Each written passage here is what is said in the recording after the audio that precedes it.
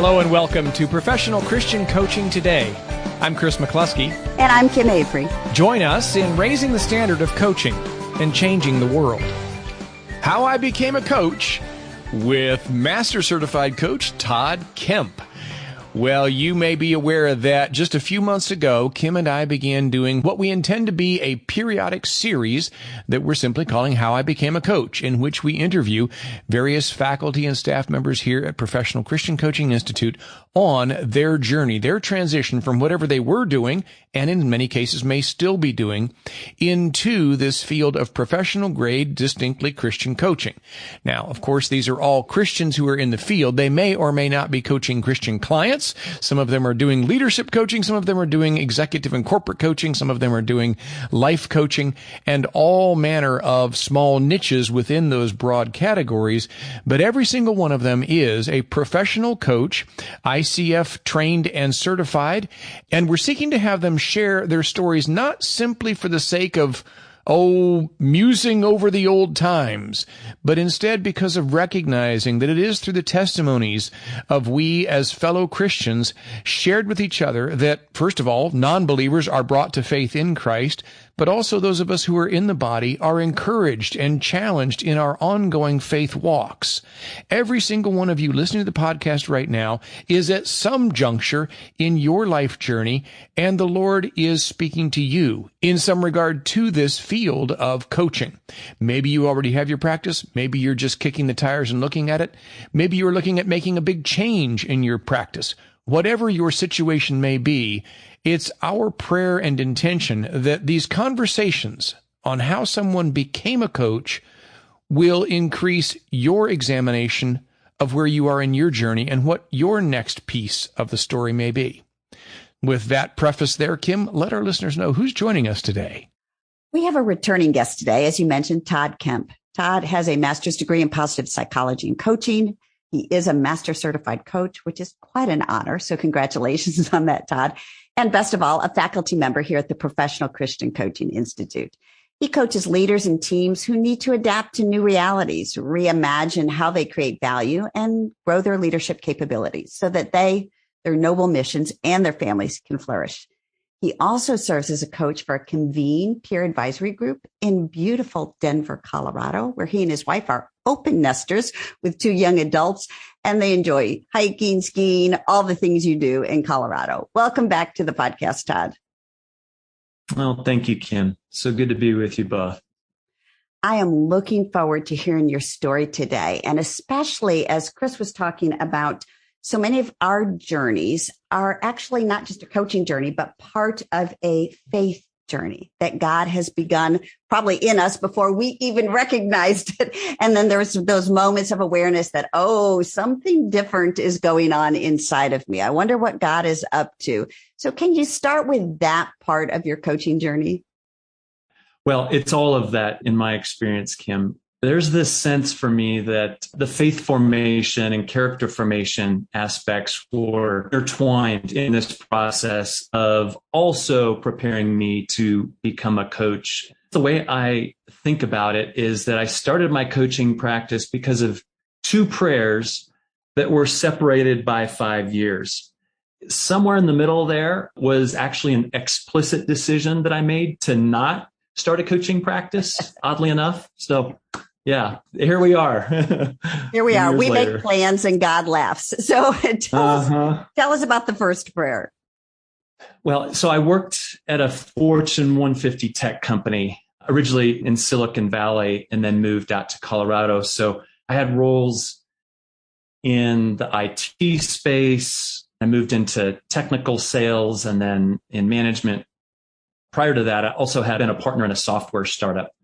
During the dot-com bust, I already moved out to Colorado, and the industry, as you likely recall, was in great turmoil around that time. So the company was laying off lots of folks, right, by the thousands, essentially, over a couple of year period. And they started with management positions. Being in management, that starts to get a little close to home over time. But I started off with about 7 direct reports. And then they would parse out some of the management team. So I went to 14, then 21 direct reports. And those folks were spread out across 4 time zones across the country and 7 airports. And I got to know those airports all too well. Lots of travel, some cutbacks. They cut donuts out. And when they cut Wednesday donuts out, it's pretty serious. And the morale on the teams were starting to flag. So after being there for 13 years, it was my turn to be laid off. That had to be so hard. And yet it couldn't have been a surprise. So what kind of things were you thinking? And you actually even mentioned a prayer request and praying about as you probably saw the inevitable coming down the road. Mm-hmm. Certainly did. Yes. You start to see the handwriting on the wall after a period of time, especially in the corporate world, especially during a big downturn. I started to pray about that and really start to look outside the company for a period of time. I found that as a manager, it was harder to lay people off than it was eventually to get laid off. I remember getting ready to go to work one day, which would turn out to be my final day. And I had a clear sense that this was going to be the day that I was going to be let go. And so just grabbed my wife and my family and just prayed right there in the kitchen before I headed out to the office. I had a sense of peace about it. Came home and went for a bike ride early that day. So that was the start of my next chapter. Well, that's a lot better start than a lot of folks do on the day they get left go. They may head out earlier than they'd anticipated, but it might be to a not good place and space emotionally. So good on you, and good on you for keeping the communication lines open with your wife and family. I have seen that from the distance that we work here with you at PCCI. You place marriage and family above everything else, it seems to me. So good for you for recognizing this impacted you, and you are not just you. You are one with your wife, and those children are always drawing from that well of the two of you. I'm sure there were a lot of further prayers and dining room table conversations and late night talks when you're wondering what's next. I know you, Todd, well enough to know that there were certain key drivers, things that were very important for you because of that vision that you hold for family and the life that you wanted to have. So touch on some of the main values, your core values that drove the things you began to consider when you were looking at what's going to be my next. My experience of the corporate role that I had was that I wasn't really able to express all of who I am, certainly in Christ and all that he had invited me to join him in. And so I was looking to move into an opportunity that would allow me more freedom, more time to be connected with my family, more ways to potentially have an impact on others, and so on. Those were some things that were important to me at the time, taking more responsibility for my own future and my own family's future. I was concerned about the commitment of time. As an entrepreneur, I had known a few folks, and as the old saying goes, you only have to work half a day as a business owner, and you get to pick which half. These 12 hours or those 12 hours kind of a thing. I guess I found that to be true as well along the way, but certainly the opportunity to be involved in some other things with some more flexible schedule that came up with that. Yeah. So you made a huge decision in that season, having been let go from the other, trying to discern what was next. Of course, you have to provide for the family. You're looking to utilize the gifts and the talents and all that you have. You went into entrepreneurship, but it wasn't as a coach. That's not quite the chapter we're in yet, right? You bought a business, correct? That's exactly right. I bought a retail business and started a business brokerage, both of them with the same partner, with the idea that my partner's daughter and my bride would run the retail business that we bought, and that my partner and I would drive the business brokerage, which is essentially helping, think of a real estate brokerage, but instead of for properties, it's for businesses, helping people buy and sell companies, essentially. At this time, this was sort of prayer number one that popped up for me that I referred to earlier. And honestly, it was the most arrogant prayer I think I could have ever prayed. I'm not fond of the condition of my heart that it reflected at that point.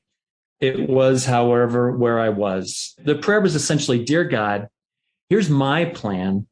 Please bless it." Right? That's what got me launched into this season of humbling, of growth, of intense spiritual formation, along with these two business enterprises. I don't imagine anybody else listening can possibly relate to a prayer such as that. How arrogant of you.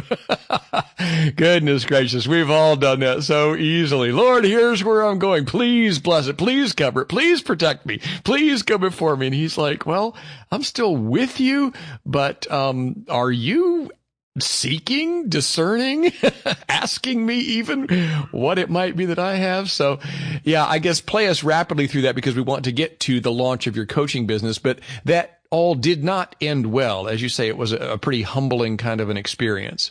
Yeah, that's exactly right. So the situation really eroded very quickly. Within 30 days, we discovered that this retail business we had bought was DOA. The income had been really grossly misrepresented, documents altered, and despite the best efforts around due diligence, we end up owning a business that's just upside down financially. And I had, oh, by the way, emptied my 401k to buy this business. And my wife had also been working in this business for this first month. So now we've got not just no income, but essentially negative income. And I was starting up the business brokerage at this time. So every morning at 4:30 in the morning, almost like clockwork, I would wake up just with this gut ache and going downstairs, crying out to the Lord. He ushered me into the Psalms every morning for months. In there, I'm just grabbing onto whatever language I could find that it just reflected the cries of my heart.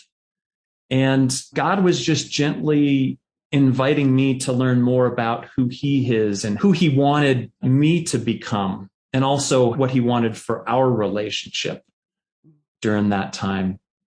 It's so beautiful. I often say that God most wants to grow our businesses by growing us, which is a much, much slower road to success. And God's definition of success is often very different than ours, but it's very internal. It's very formative. And I do know that you came out with a second prayer at the end of that time, but just real quick, if you could pause there and just reflect, if you could encourage Todd in the middle of that desert season with the wisdom you've gained now, what would you say to him? Yeah. It's going to be okay. God is good and he's got you. Just keep listening and leaning into him. Yeah. We can't hear that too many times. So thank you. Yeah. Thanks for the question. So tell us about your second prayer. Yeah. The second prayer, this comes about 4 years into that desert experience. And I sensed God was moving in another way. I'd been enjoying, come to enjoy aspects of what this new season was like. I had more time to volunteer in my kids' classrooms and walking them to the bus stop and all that kind of thing. But I sensed he was moving me to a new place. For about 9 months, I was diligently praying to try to discern, there's that word Chris used earlier, what is next here? But I was getting nothing. And one afternoon, I went out into my backyard and I felt like I was just having it out with God out loud, or at least my part was out loud anyway.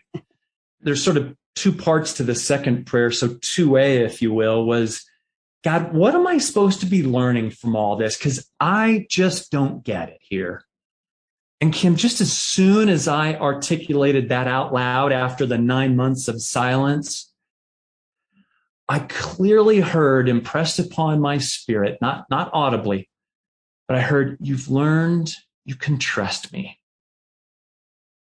Because I did this and this and this and this and this. He lined out 7 things that I just hadn't seen before. I certainly hadn't attributed it to God. And I was just immediately humbled and brought to tears. Just another confirmation of God's goodness to me. So prayer number 2B, if you will, after I sat with that and was just in a puddle, was, okay, God, what are you up to in the world that you want me to join you in? And that's just a 180-degree different prayer from what was going on 5 years earlier. And he said, I want you to close your business. I said, okay. I had no idea what I was supposed to be going towards. All I knew that was that I needed to obey in this moment, like every moment, but in this moment, I was just so ready to let God just take over. So I said, okay. Such a tangible expression of the trust that God had built in you during those long 4 years. I know for me, that's often where God, in a sense, says, the rubber meets the road here. I want you to obey before you see the provision, before you see what's next, before you see how I'm going to rescue, before. And it's like, oh, do I really? This is different. Oh, that word trust sounds different now, Lord. Do I really trust you when there's no net? But you did. Somewhere in there, you're moving closer to coaching. So what happens next? Coaching's still not on the radar at this point. So after these prayers, next morning, I call up my business partner and I told him what had happened. And he said, that's interesting. I've been wanting to leave, but I didn't want to leave you hanging. And I almost laughed at the moment, like, okay, God, you've been orchestrating. There's something going on here. More confirmation. I can trust you. So I hung up the phone with him and I called our sister office so that we could transfer our clients to them. I called our clients. I called the franchise. I called the place we were officing and immediately just began to wind down the whole operation. I had this sense of, okay, I wonder if Abram felt a bit like this, like leave Ur and go to a place I will show you. No map, just go, right? That kind of thing. So 48 hours later, no kidding, I received an invitation to consider coaching Christian CEOs and business owners. And it was through a peer advisory group format through a company now known as Convene. I went and looked it up and I thought, oh my goodness, this sounds pretty hard to get a practice started and all of that. Called the company, and after about an hour and a half conversation, I was convinced it was actually harder than I thought it was, but that God was inviting me to go deeper into looking at this. A few weeks later, I was out in California at training, came back, talked with my bride, talked with my pastor and his wife who knew me pretty well. And they said, this sounds like a perfect fit for you. My wife was incredibly supportive. A few months later, thousands of emails and hundreds of cold calls and several breakfasts and lunches and coffee meetings later, I had 4 people to work with at that point. So that was 13 years ago. 13 years ago. And that's helpful to put this in context now because, Todd, you and I met at a Convene conference. I was flown in along with Cheryl Scanlon, our provost here at the Institute, because Greg Leith had just become the new CEO for Convene.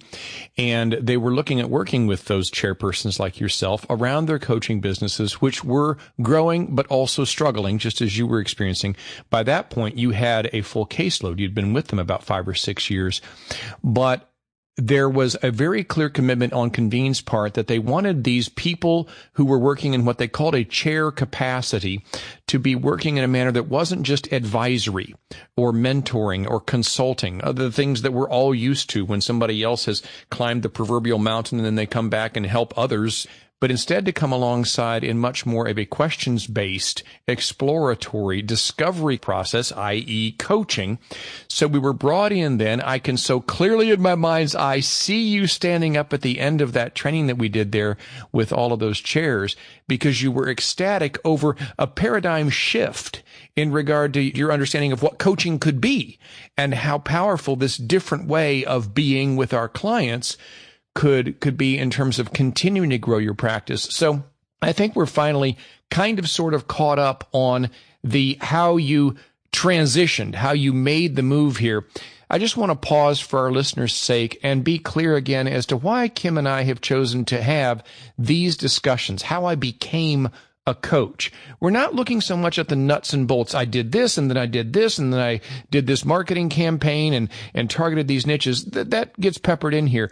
But the details of exactly how you or any other coach built their successful coaching business is not our primary emphasis.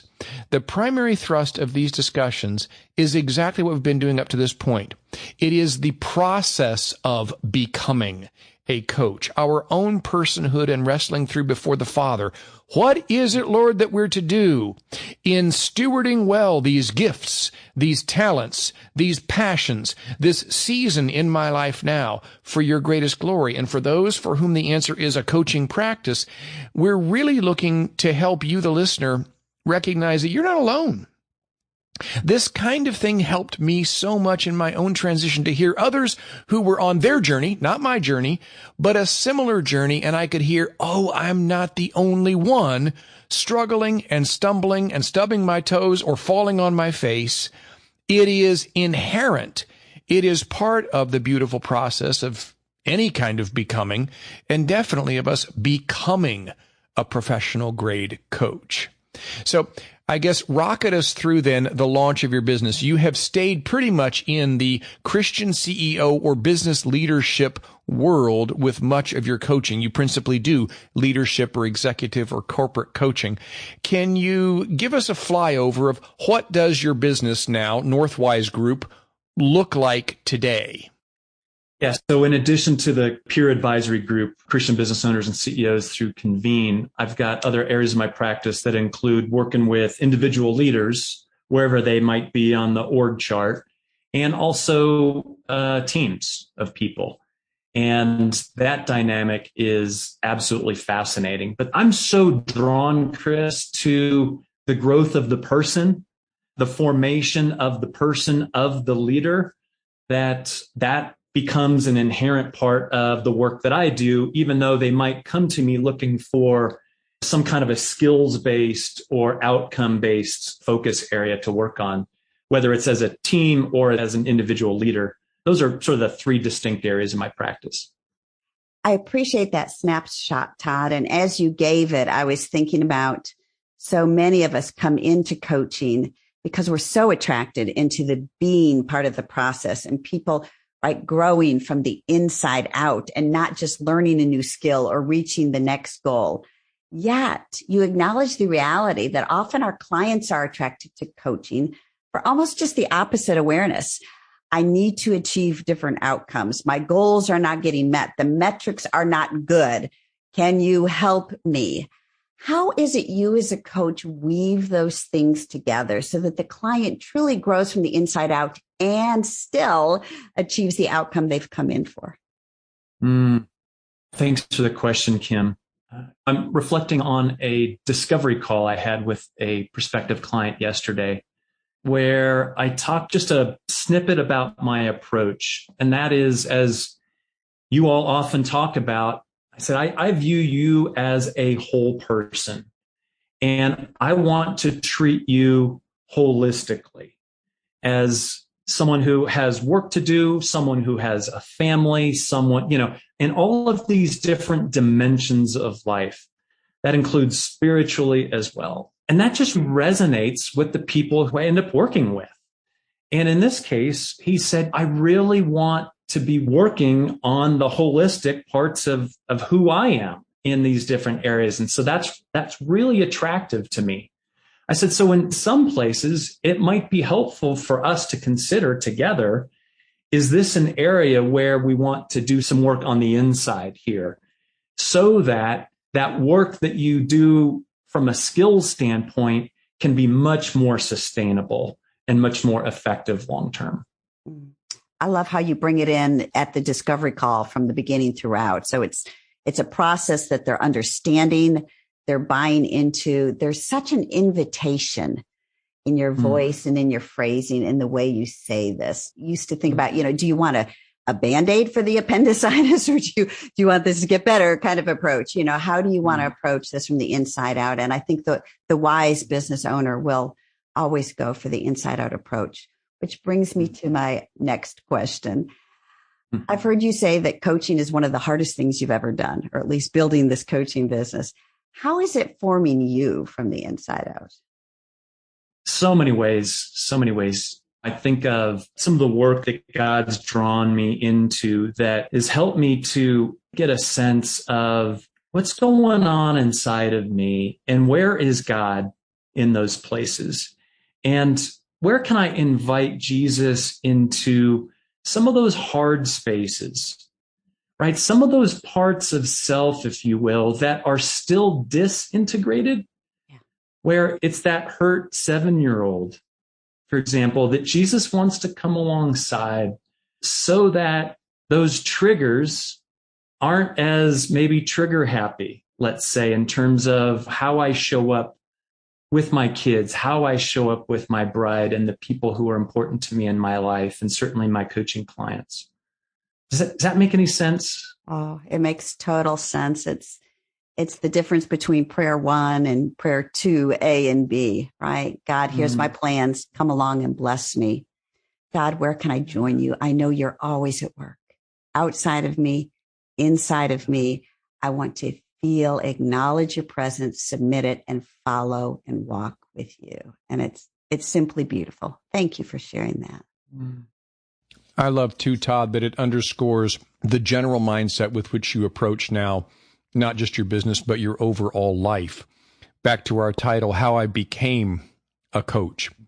That becoming is an ongoing process that hopefully never ends unless we decide to step out of the field, I guess. But assuming that most of us are going to do this while our brains are still intact for as many years as the Lord gives us, we are all always in this process of becoming. And so that mindset that looks at whatever the current challenges are and goes back not just to, Lord, fix them, or Lord, here's what I think I'm going to do, please bless it, but instead, Lord, what are you trying to say to me? What are you calling my attention to now, because you're going to stretch me in yet another regard and mold me and conform me more to your likeness, your image here in this world. All of the doing that we will engage in flows ultimately from that being that we're always becoming. Well, gang, you may be interested in following up with Todd Kemp, and if you are, we would certainly encourage that. Keep in mind, this is one of our many illustrious faculty here at the Institute, more than 30 now that teach courses for us here, and Todd is one of those master certified coaches. That is the highest level of certification that is available in this profession. He is widely sought after as an influential leadership coach, and you can find him on the web at northwisegroup.com. Just spelled like that sounds, northwisegroup.com. He has a free download there that you may care to avail yourself of that's called 25 Extravagant Listening Tips for Leaders. Again, northwisegroup.com. And if God's been whispering to you as you've been listening to Todd's journey and you're thinking, perhaps this is what God's been calling me to do, to become a coach. For the external journey, the business, yes, but also for the internal journey that it invites us to in our relationship with God. We would love to have you train with us here at the Professional Christian Coaching Institute. If you go to professionalchristiancoaching.com, you will find we are almost always offering a next session of our Essentials of Life coaching training or our Essentials of Leadership coaching training. So again, professionalchristiancoaching.com. Love to have you join us, and gang, toward that end, we encourage you, as we always do, keep raising the standard of coaching and changing the world. God's richest blessings to you.